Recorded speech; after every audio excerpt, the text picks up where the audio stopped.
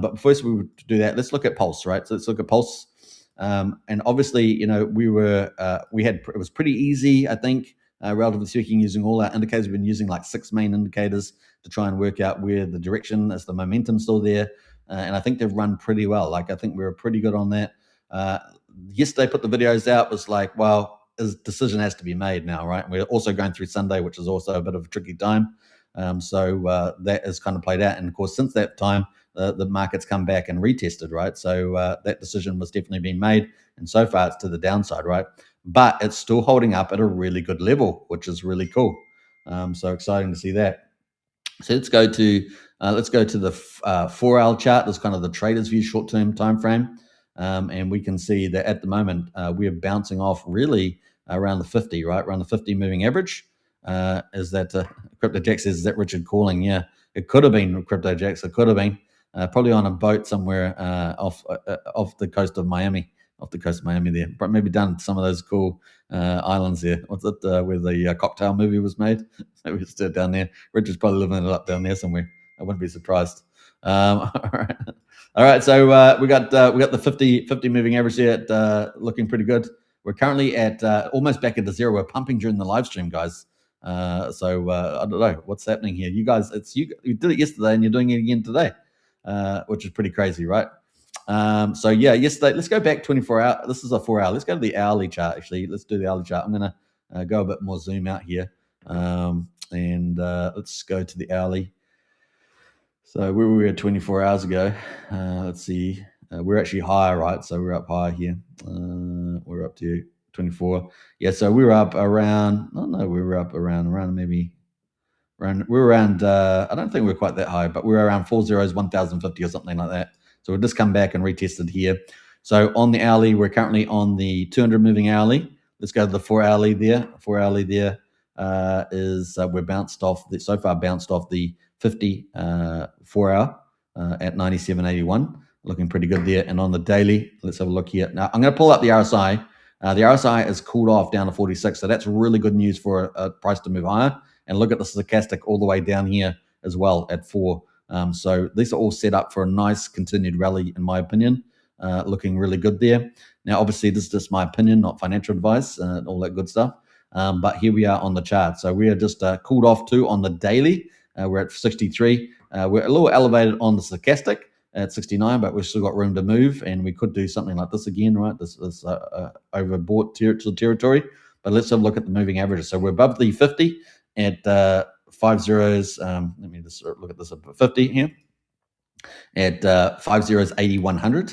We're above the 3-week moving average. So this is kind of the yearly moving average, going above the 3-year moving average, which is at 5 zeros, 9062. We had horizontal support here on a previous high at 95.50, and we've been sitting on that. Look at that. Look at that. Quite a lot of times. These are daily candles. Look how long we've been in this range. Really positive. And we had a bit of support at 9300 on quite a few days, and now we've been moving up there. So far, we've bounced off 96.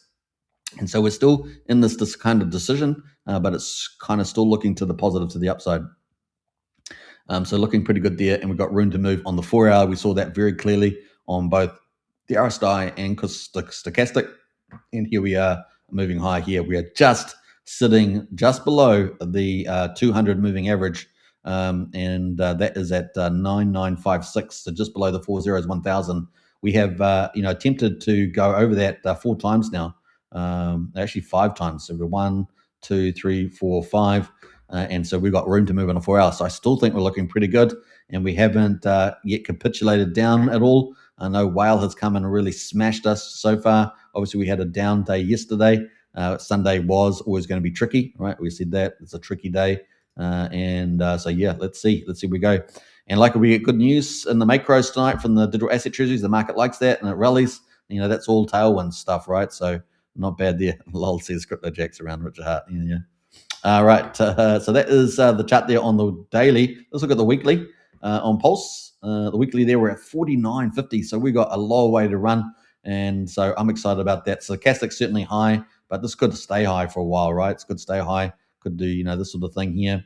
And so I'm still feeling very good about this. So still more room to move. Still got 1200 as my mark there. More of a significant move to break the mega downtrend. We're trying to break that, but 1200 is the end of my first wave on the charts here. But I can be wrong. The market might move even higher, so that's always play. But I do feel that this is like a fair level.